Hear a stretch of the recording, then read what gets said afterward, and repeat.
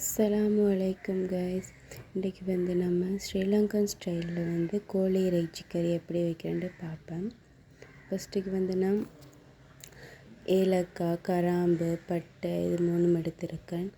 அடுத்தது மீடியம் சைஸில் ஒரு வெங்காயம் வெட்டி வச்சுருக்கேன்.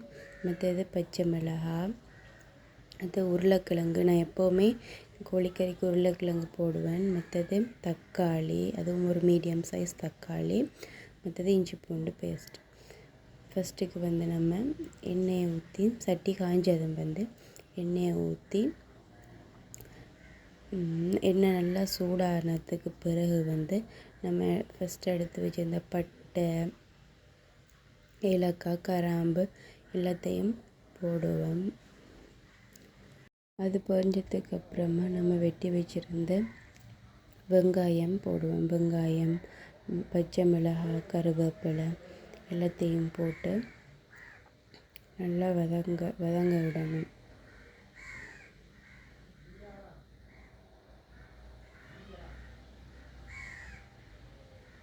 பச்சை மிளகாய் நான் 2 எடுத்திருக்கேன்.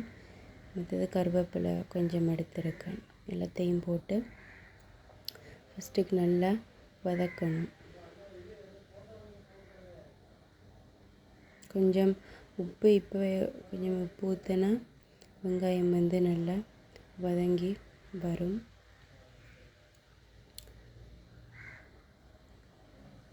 வதங்கிறதுக்கு நம்ம கொஞ்சம் நேரம் வதங்கிறதுக்கு விடுவோம்.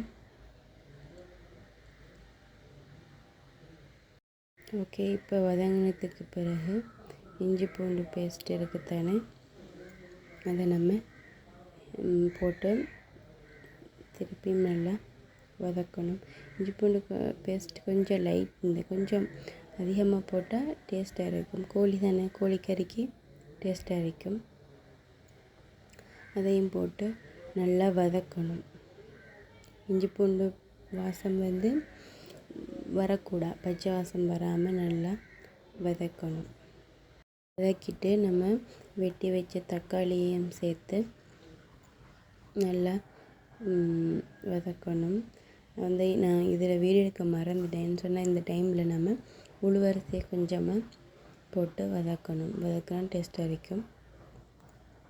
நல்லா வதக்கி உப்பு கொஞ்சம் ஊற்றி திருப்பியும் நல்லா அதை வதக்கி அதை வதங்க விடணும். நல்லா எண்ணெய் பிரிஞ்சு வர அளவுக்கு வதங்க விட்டுட்டு நம்ம இனி கோழியை சேர்த்துக்கொள்ளலாம். நான் கோழி கறிக்கு 1/2 கிலோ சிக்கன் எடுத்துருக்கேன். 1/2 கிலோ சிக்கன் ஸ்ரீலங்கன் ப்ரைஸுக்கு 500 ரூபா. ஸோ அதையும் போட்டு நல்லா வதக்கணும். கோழியிலே தண்ணி விடும்.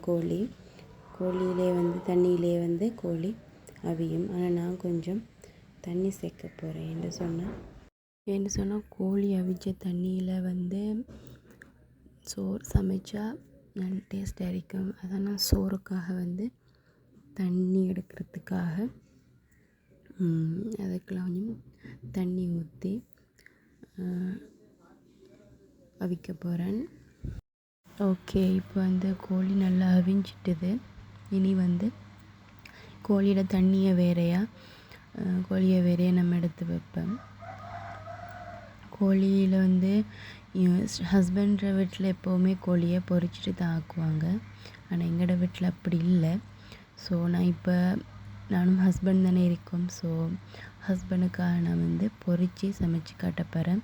மற்றது இப்போ தண்ணியை வடித்தாச்சு தானே, இனி நம்ம எல்லா கோழியையும் சேர்த்து போட்டு பொரிச்செடுப்போம். லைட்டாக ஆகவும் அதிகமாக பொரிச்சிடக்கூடாது, கொஞ்சம் லைட்டாக பொரிச்செடுப்போம் ஃபஸ்ட்டு. ஓகே, கோழி பொரிஞ்சிட்டுது. இந்த கோல்டன் ப்ரௌனாக ஓகே, இனி நம்ம அதை சட்டிக்குள்ளே போடுவோம். பொரிச்ச கோழி எல்லாத்தையும் நம்ம சட்டிலுக்கு போடுவோம். ஓகே, இப்போ போட்டாச்சு. போட்டு நல்லா பிரட்டி எடுப்பேன். மசாலாவில் பிரட்டி எடுத்துட்டு ஓகே, அதுக்கப்புறமா நம்ம கொஞ்சம் தண்ணியை ஊற்றிக்கொள்ளுவோம். கொஞ்சம் லைட்டாக ஊற்றினது கறித்தூள். ஸ்ரீலங்கன் கறித்தூள் 4 ஸ்பூன் சேர்த்துக்கொள்கிறேன். சேர்த்துட்டு நல்லா கிண்டி விடணும்.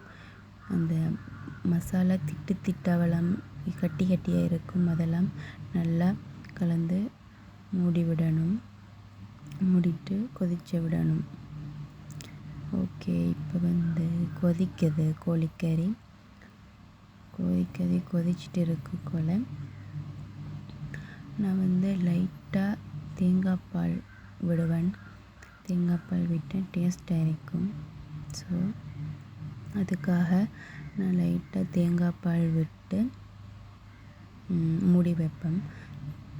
மூடி வச்சா நல்லா ஒரு 5 நிமிஷம் கொதிக்க விடணும். கொதிக்க விட்டுட்டு பார்த்தா கோழிக்கறி ரெடியாக இருக்கும். ஓகே, இந்த வீடியோ பிடிச்சிருந்தால் லைக் பண்ணி சப்ஸ்கிரைப் பண்ணுங்கள். இதே மாதிரி வேறு என்ன ரெசிபீஸ், ஸ்ரீலங்கன் ரெசிபீஸ் வேணும்னு சொல்லி கமெண்ட் பண்ணுங்கள். தேங்க்யூ ஃபார் வாட்சிங்.